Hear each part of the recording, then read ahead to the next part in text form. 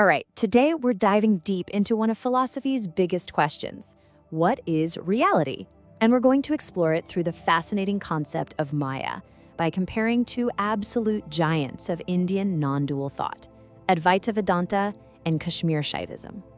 You see, both of these schools start from the same place, a single, universal consciousness. But right off the bat, that brings up a massive question. If everything is ultimately just one, then where did all this come from? Our world with its millions of different things, people, and experiences.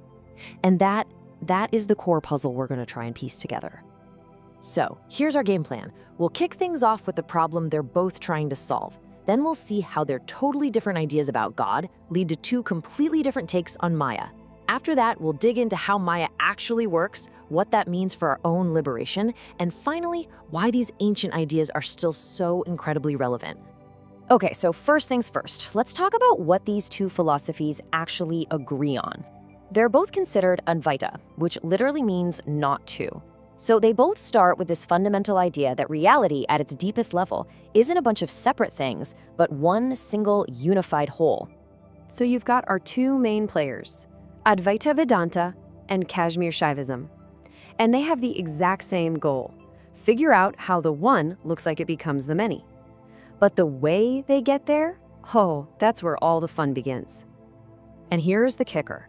The entire disagreement, this whole major fork in the philosophical road, really comes down to how they define one single powerful concept, Māyā. Is it a cosmic mistake? Is it a divine power? Is it an illusion? The answer to that one question, as we're about to see, creates two completely different universes. So to really get a handle on Māyā, we've got to start with their ideas about God, or the absolute, because their definition of what's ultimately real sets the stage for everything else that follows. So in Advaita Vedanta, the absolute is called Brahman. Now think of Brahman as this pure, silent, vast awareness. It's like an eternal witness, completely static, totally unchanging, and absolutely untouched by all the drama of the world. It has no qualities or attributes, so it's called nirguna. The universe might appear, but Brahman itself doesn't change one bit. Okay, now flip that completely on its head and look at Kashmir Shaivism's absolute, Paramashiva. This is a whole different ballgame. Paramashiva is this pulsing, dynamic, active consciousness that's completely inseparable from its own creative power. It's Shakti. It doesn't just watch creation happen, it joyfully and freely chooses to become the universe. It's an expression of its own absolute freedom, its swatantrya. So you have this massive difference, right? A static witness God versus a dynamic creator God. And that leads us straight to two radically different ideas about what Māyā is. Is it just a veil of illusion, or is it a genuine divine power? For Advaita Vedanta, the logic is pretty straightforward. If Brahman is the one and only reality, and it never, ever changes, then this world of ours, which is all about change, can't possibly be real. If it were, that would break the not-to rule. So Māyā has to be a kind of cosmic illusion, a principle of ignorance that tricks us into thinking the world is real, when ultimately it's not. Kashmir Shaivism looks at this and says, nope, not at all. Since Paramashiva is a dynamic, creative force, Māyā isn't some illusion. It's a real, actual power, a tool that God uses on purpose to limit its own infinite nature. It's how the infinite makes the finite world become real. So the world isn't a mistake, it's a genuine expression of God's own power. And here you can just see the consequences laid out side by side. It's so clear. With Advaita, you get a static witness, an illusory creative power, a world that's only an apparent transformation and is ultimately unreal. But with Kashmir Shaivism, you get a dynamic actor, a real creative energy, a real unfolding of the universe, and a world that is substantially real. I mean, these are two profoundly different ways of looking at everything. Okay, so we've got the what. We know what Māyā is in each system. Now let's get into the how. How does Māyā actually pull this off? How does it create our limited, everyday view of the world?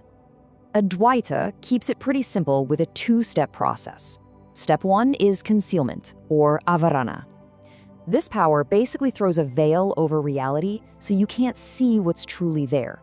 Then step 2 is projection, vikṣepa. This power projects a false image onto that veiled reality. You know the classic example. It's dark, you see a rope on the ground. First, you fail to see the rope. That's concealment. Then you project the idea of a snake onto it. That's projection. Kashmir Shaivism, on the other hand, gets way more granular. It gives us this really detailed systematic mechanism. Here, Māyā works through 5 specific constrictors called the conceals. You can think of them like 5 cosmic lenses that take the infinite nature of God and shrink it down to our size. God's eternity gets squeezed into our experience of past, present, and future. Absolute freedom gets contracted into cause and effect. Omnipotence becomes our limited ability to act. Omniscience becomes our limited knowledge. And that feeling of divine completeness shrinks into a sense of lack and desire. It's this machinery that literally builds the limited individual. This table just drives the point home.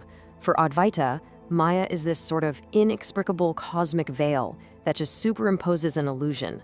But for Kashmir Shaivism, it's way more specific.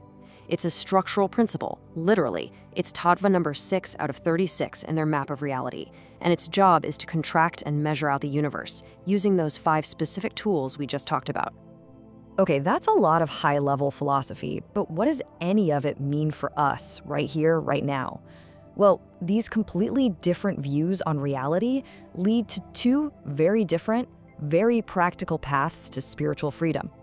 The famous mantra of Advaita Vedanta is Tat Tvam Asi, which means you are that. The path here is all about knowledge, or jnana. If the whole problem is ignorance, you're just mistaking the rope for a snake, then the solution is to turn on the light. The goal is to tear away the veil of Māyā so you can discover the truth that was always there.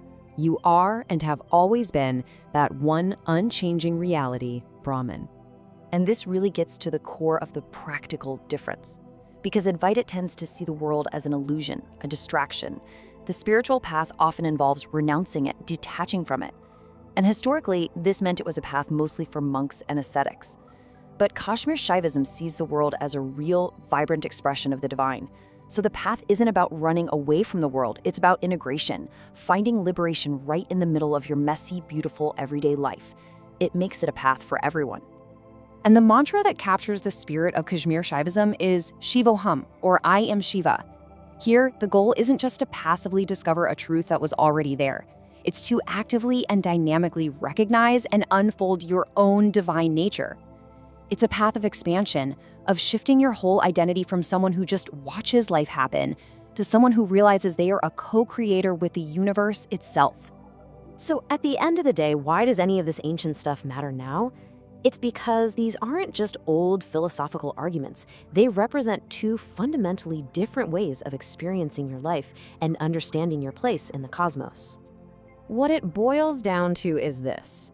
Advaita Vedanta offers us a vision of static monism. There is one unchanging reality, and the world we see is just an appearance, a mirage.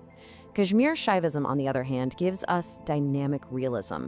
There is one powerful, active reality, and the world is its real, living, breathing manifestation. And believe me, these aren't just historical curiosities. Advaita's really sharp line between ultimate reality and perceived reality still has a huge impact on modern philosophy of mind and our big questions about consciousness. And at the same time, Kashmir Shaivism gives us this incredible, practical framework for anyone today who wants a deep spiritual life, but also wants to be fully engaged with their family, their career, and the modern world. So, I'll leave you with this question to chew on. Which of these visions resonates with you? Is the world around you a grand illusion that you need to escape from? Or is it a real, divine playground, a field for you to recognize and embrace your own incredible inherent power? As these 2 great philosophies show us, your answer to that question changes everything.